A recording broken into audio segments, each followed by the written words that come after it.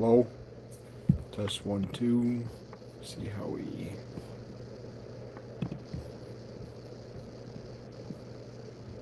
the volume is. Test 1, 2.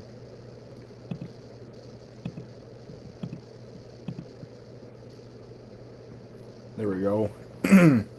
Sounds working.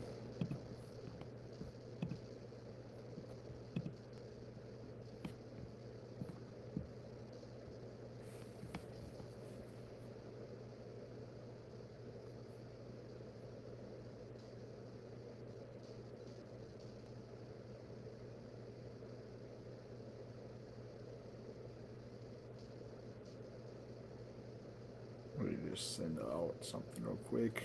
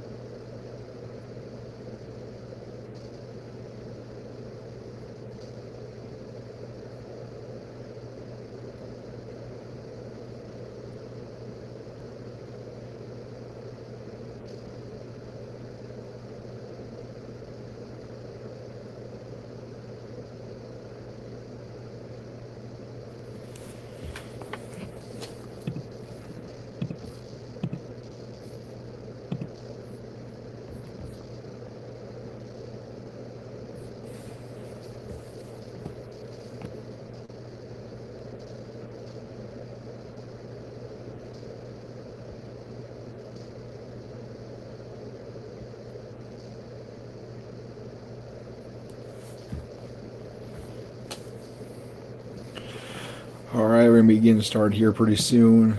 It's 10 o'clock.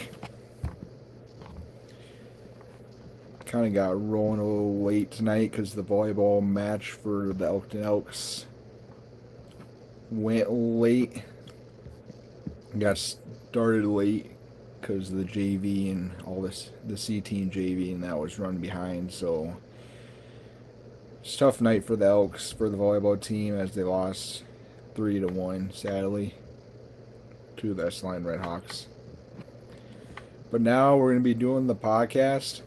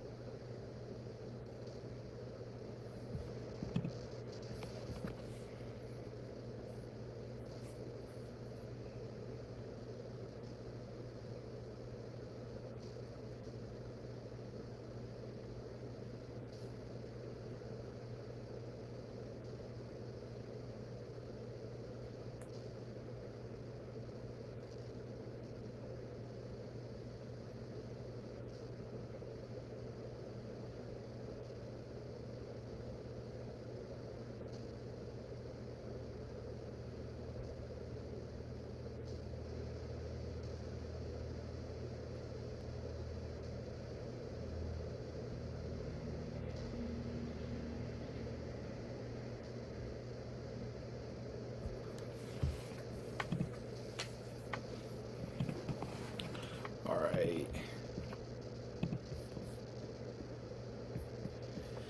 Then we get good to get things rolling now. Feel free to come back and watch this later, but we're gonna get things rolling on the ball as it's already late on a Monday. So people got school or got to get up early in the morning for stuff, for work. So starting my podcast, started the first episode last week. Here's the second episode on Zaytime Sports, breaking down the game one story at a time. Got my website going. Links also in my bio on Instagram, so feel free to check that out. We had a couple orders come through, so yeah, it's got some hats in there. Got some sweatshirts, some hoodies, um some t-shirts. So yeah, that's my website. Then we're gonna be going to talk about the Elkton football team as they're rolling to week 2 in the playoffs this week. Going to host Hanson, who I believe is coming in as the 10 seed. They upset Viborg, but we're gonna be talking a matchup that Elkton had this last week versus DeSmet, week 1 in the postseason. Joseph Nibby had the hat trick. He had a passing touchdown, rushing touchdown, and receiving touchdowns.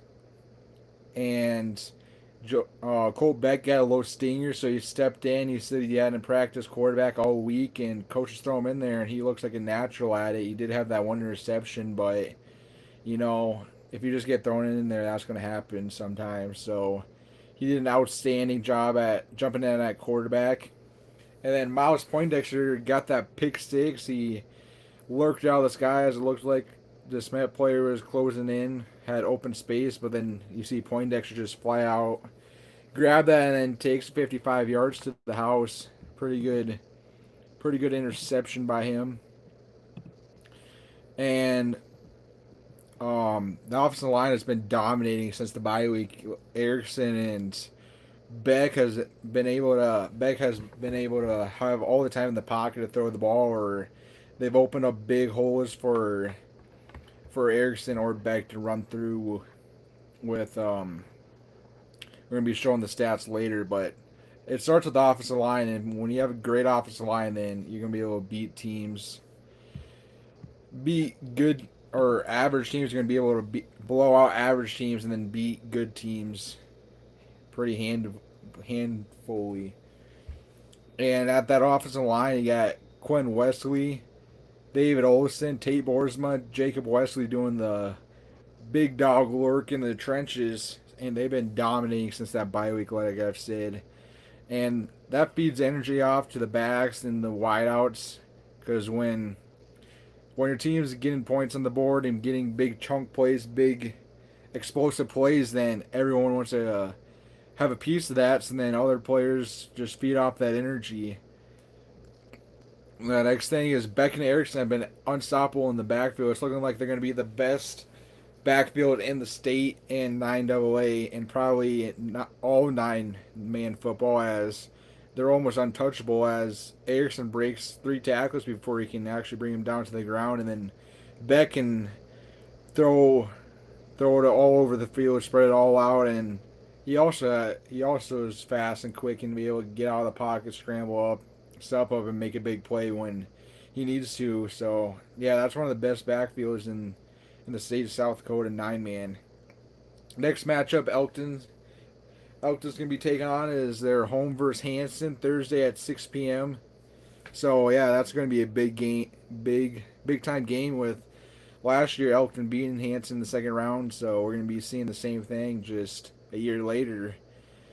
Some things that Coach Haas talked about, got that video up on Instagram. Some of the interviews I did on that Thursday night is that Hanson obviously upset Viborg to get to the second round to get here to play Elkton, and it was nothing unusual. Even though Viborg did beat Hanson, I've watched a little bit of that film, and Hanson looks like a good team, as Viborg quarterback just threw a couple early interceptions leading to points for Hanson, and they just got off to a lead and they didn't look back. So yeah, Hanson's going to be a big team for the Elks to handle, but I don't think it's going to be too much, as Elkton should beat them by pretty handily. If that offensive line for Elkton steps up, I don't think Hanson's going to be able to do anything. As that's another thing, is when they They only rush 3, so Beck's going to have all the time in the world to pass the ball. And if he wants to get out of the pocket, then he's going to have all the time step up and hit his wide receivers. And then,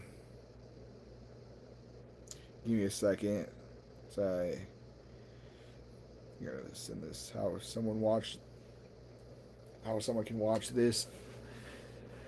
And then, yeah, they only rush 3, and then they play like a two lineman in front. I don't know. It was kind of weird when I was looking at it, but yeah, Hanson's defense doesn't look anything special.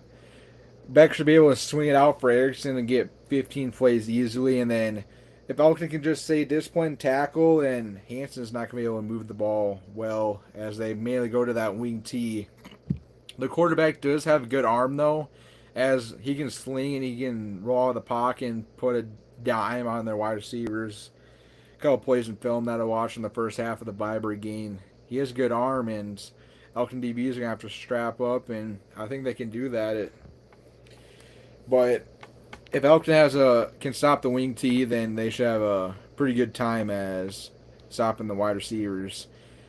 The keys to win the game for Elkton is get pressure on the quarterback, which Viber is getting a lot of pressure, and I believe that our line, we have the best defensive line in the state, so I feel like we can get even more pressure to that Hanson quarterback because you got Boersma and Wesley off the edge, and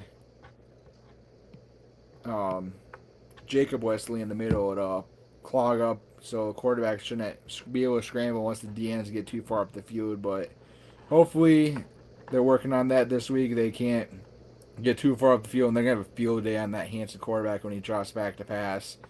Beck touched on this a little bit. Beck's going to have all the day in the world to scramble. If Elkton offensive line is healthy, he's going to have all day to pass, hit his wide receivers, or step up in the pocket, run for a good 15, 20 yards. And then just another thing is you're going to have a good tackling by our LBs and DBs because they're running that wing T, fill the box. Stop them for only 1-2 yards. A lot of TFLs, hopefully. I think last week Elkton's playing to cement. They had at least 12 tackle for losses. That was pretty sweet because you never see that on the stat sheet. But that's the keys to the Hanson and how Elkton's gonna hopefully can roll past Hanson pretty easily. But you can't look past that game as you gotta take it one play at a time, one game at a time. So yeah, best of luck at Elkton against Hanson. But we're gonna be looking at the offensive box scores for the season. I don't think got updated on SDHSAA's box score or like the stats, but I kind of updated it as Haas sends me out a weekly box score sheet, and I updated it to the best I can. So offense should be right, the defense might be solos and tackles off, but this is the best I got. So coming in for the 8-game season, the first postseason game, Beck's coming in with 36 touchdowns, so he's probably going to be touching close to 40 after week 2. 19 of them are passing touchdowns, and then he also can run the ball on his feet pretty well as he has 17 rushing touchdowns. Total yards, he just surpassed 2,000 yards. He had 2,125 with a little over 1,400 yards passing and 700 yards rushing. Then we got the back in the backfield. Erickson is absolutely insane as this year's been just getting downfield, rolling over people, trucking people, stiff-arming people, doing all of the dirty work that's made by the offensive line that's making big holes for him. So, yeah, shout out to that offensive line as if you keep doing your thing, you're going to be seeing good things happen the next few weeks. So, yeah, keep on rolling offensive line and keep opening up those big holes for Beck and Erickson. And Erickson has 25 touchdowns. 22 of them are rushing touchdowns, 3 receiving touchdowns. He has 123 carries on a little over 1,400 yards, and he's averaging just shy of 12 yards per carry. And that's absolutely insane as every single time he's touched the ball, he's getting a first down. He's getting over a first down.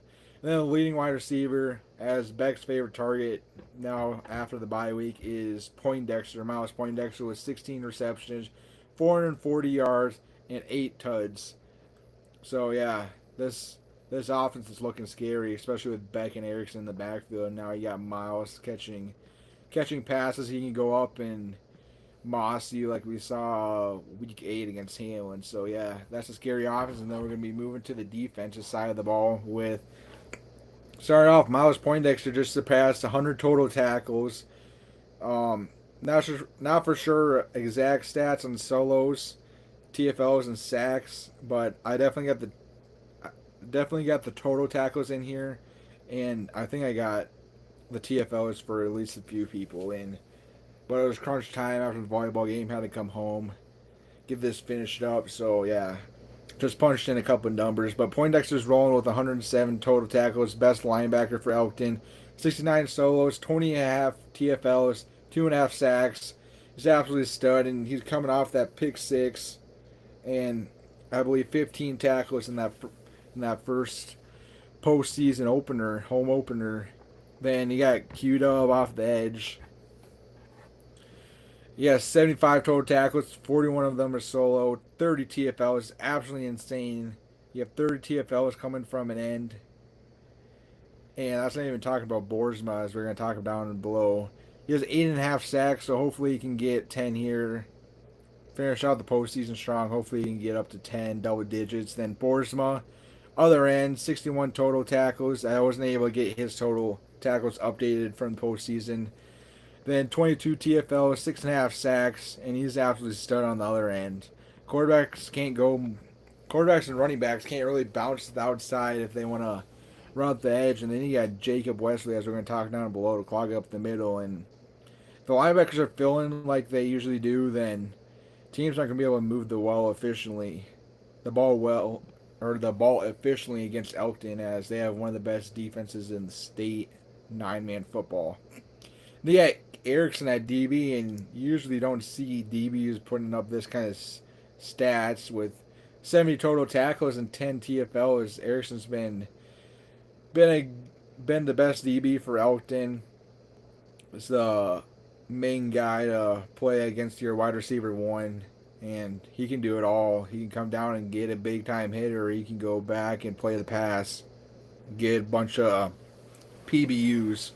Then Stevens been in and out with injuries, but he's still done a pretty good job. He's played a little linebacker, a little safety with 50 total tackles, 12 TFLs.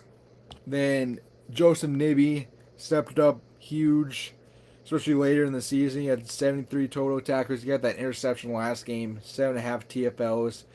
And Nibby's been stepping up in his role. And then we had Jacob Wesley, David Olson, Wyatt Osland. Wesley's obviously the go-time starter for that nose guard position, but Olsen comes in and he can get you tackle for losses, get those big-time tackles in the middle, the same as Jacob. And then Wyatt just played a big chunk of the game, the opener, and he got a ton of tackles flying around, just playing good brand of football there. I think he got a couple TFLs, and yeah, it's always good when you have a big linebacker room, so if some player goes down, then you have player to fill in, and that's what Wyatt Osland gives for you, is somebody that just flies around and make big time plays. You'll be moving to the NFL now. Talk a little about that. We got a couple other sports as we move further in the podcast. So looking at the NFL, Bengals lose to the 0-7 Jets. So the Jets pick up their first one with Aaron Glenn.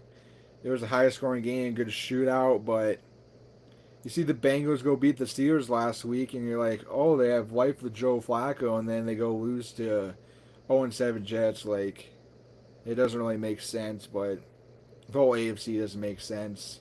Honestly, with the Colts and the Patriots and all them playing good, and then your Chiefs and Bills, I guess the Bills are playing decent, but they're still losing questionable games that they should win.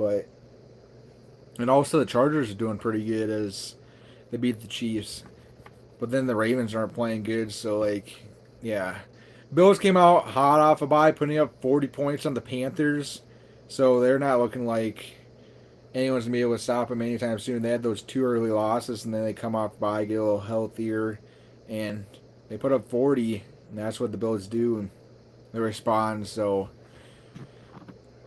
I don't see them losing more than 2 more games left in the seat. 2 more games in the season, as they got a pretty easy schedule.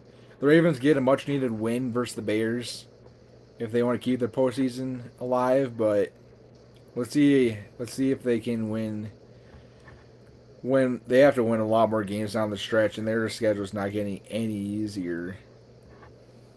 The Broncos smoked the Cowboys as they put up 40, and Bo Nix is looking like he's going to be probably top 5 quarterback here in the next few years, as he has, 8 touchdowns in the last 5 quarters. They put up 80 points. 70 points in the last five quarters, as they beat the Giants last week. 33 unanswered points in the 4th quarter. Absolutely insane. How can you be allowing 33 points in the quarter? But that's that. Then we got the Colts, who moved to 7-1, and they're the 1 seed for the AFC. Indiana Jones, who is Daniel Jones for the Colts, and then you got Offensive Player of the Year candidate Jonathan Taylor keeps putting up numbers. They're not stopping anytime soon. I don't think they have a difficult schedule, so they're going to look like they're going to be hosting a game or 2 in the playoffs if they keep the ball rolling. Then we've seen the Steelers lose their last 2 games. They have the highest paid defense at $189 million, but they've dropped the ball the last 2 games, and they played the Packers and they played the Bengals. They can't really cover the pass that well, and Packers started off slow last night, but then second half they come out and just J Love's firing away. And then thanks to Tucker Kraft, one of the best tight ends, could be potentially the highest paid tight end in the league someday. So Kraft did a big time load for the Packers, 143 yards out of SDSU.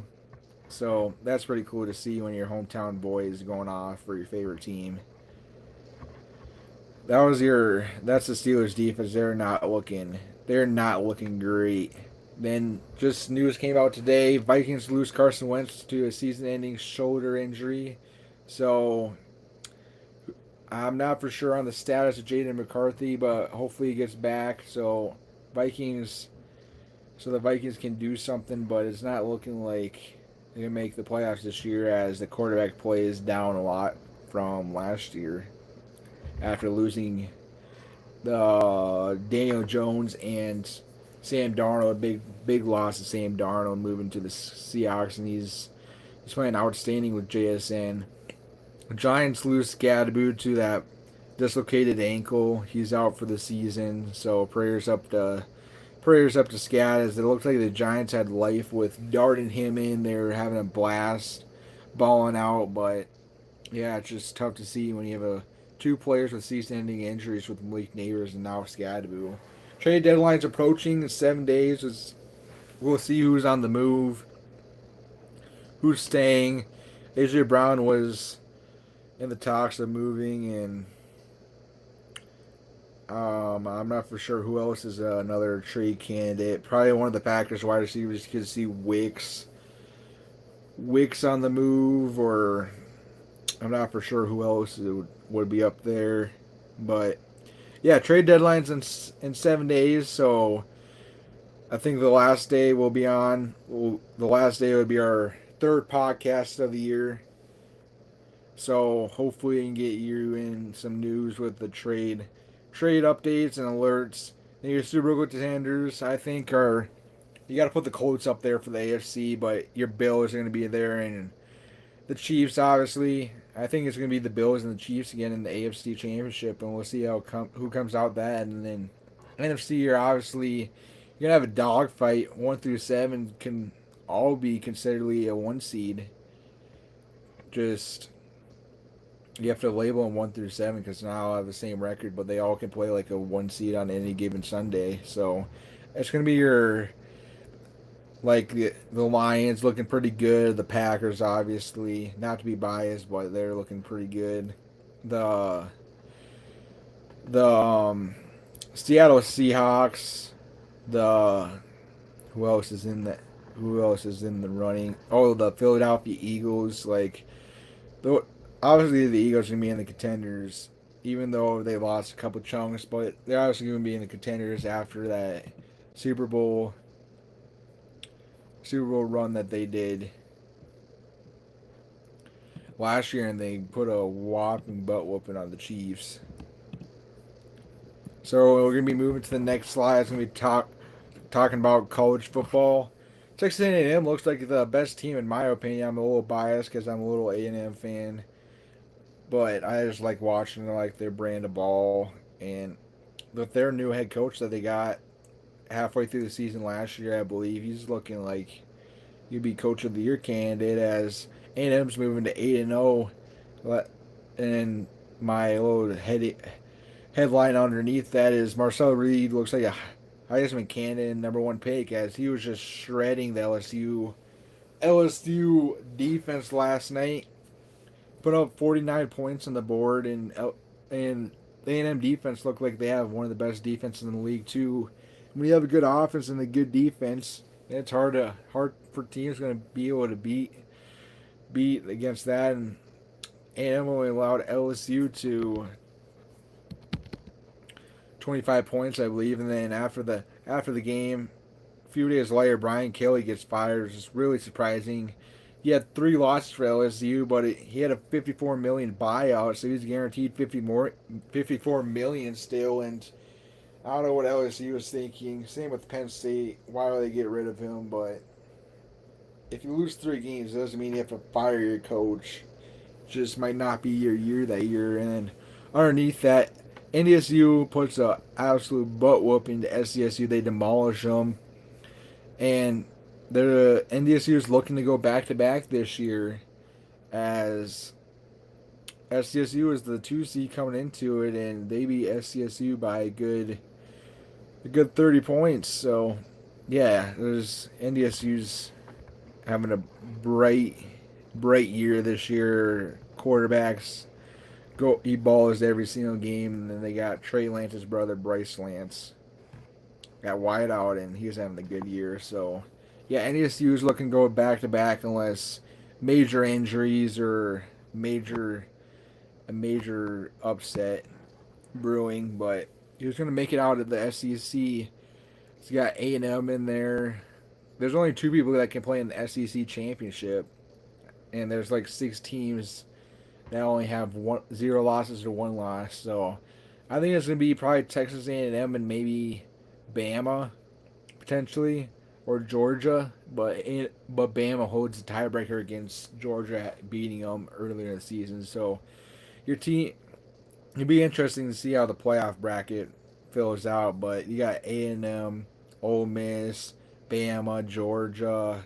I think Oklahoma's not going to make it as they lost Ole Miss, but if they went out, then you can make a case for that. Texas stays alive. Oh yeah, going into that, Ole Miss gets a win against Mississippi State without Arch Manning, so that was a big time win for Texas to stay. I need to get my thoughts straight. Ole Miss gets a win to stay alive against Oklahoma, and then underneath that, Texas gets a big win against Mississippi State with Arch Manning going down. And he has concussion, so I don't know if he's going to be. He's probably going to be a game time decision or a day before decision, as he's dealing with a concussion. So hopefully the Texas quarterback can come in and do something for that team, as their playoff hopes are dwindling down. With they get another loss, they're out of the playoffs. But they play Vanderbilt this week, who's looking really good with the quarterback Pavia. Then the top teams in college football is Ohio State at 1. Indiana has had a great season this year, beating Oregon, blowing out the team that they just played on Saturday. Texas A&M, and then Alabama, and then Georgia. So yeah, 3 of those teams are SEC teams in the top 5. It's just insane how great the SEC is this year, and practically every year, I should say. Next, we're going into the NBA. VJ Edgecombe's debut. He put up 37 points, I believe. He broke a couple records. I think, broke LeBron's record of having the most points in the quarter in the debut with 14. LeBron's record was 12. And then he was third on the list, just behind Wilt Chamberlain with the most points in the game. Then Victor Wembanyama's just give him a highlight every single game, as he could have a whole highlight reel this year, and they've only been 3 games into the season. He's going to be obviously a DPOY candidate, as he has at least 15 blocks in the first 3 games.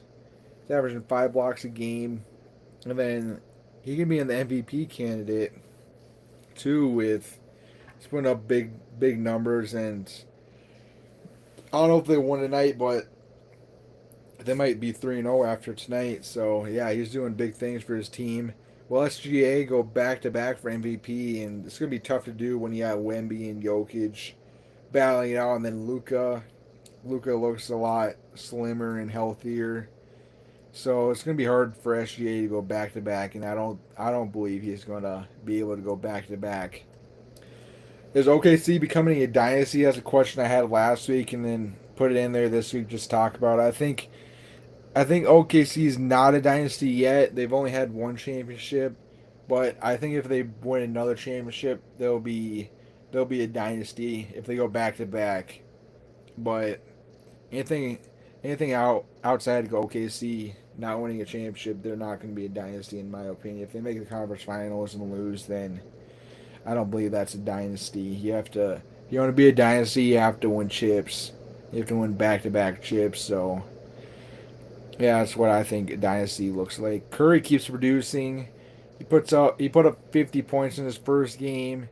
He's been absolutely hooping. He gets older every day, but he keeps balling out there on the court and dropping buckets on defenders.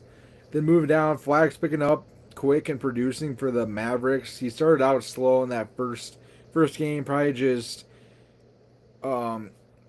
rookie he's a rookie, and he's probably just rookie nerves. That's what the word I was looking for. But he's picking up pretty quick. Second game, he threw down a slam.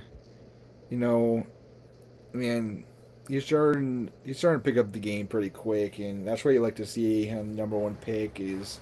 I don't like Flag because he went to Duke. I hate Duke, and I'm not really a big fan of him. But you always like when players can perform well and do all that. So yeah, that's a little bit about Cooper Flag. Edwards just got announced he'll miss 2 weeks with a hamstring injury.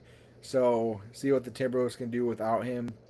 Luka looks like he's on another planet this season when he's dropping 40 points a game, 50 points a game. And then the Celtics are going to have a down year this year without Tatum.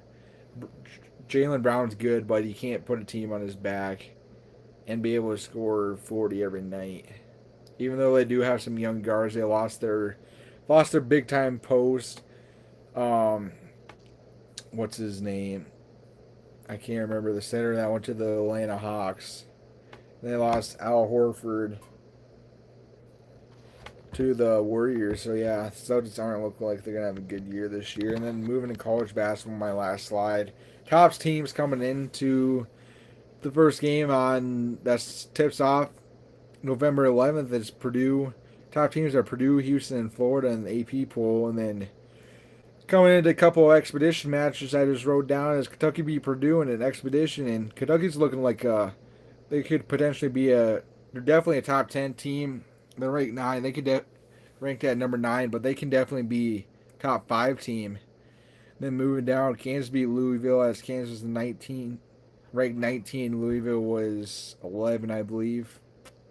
And Kansas put pretty good numbers on Louisville with Darren Peterson, the rookie, was balling the first half.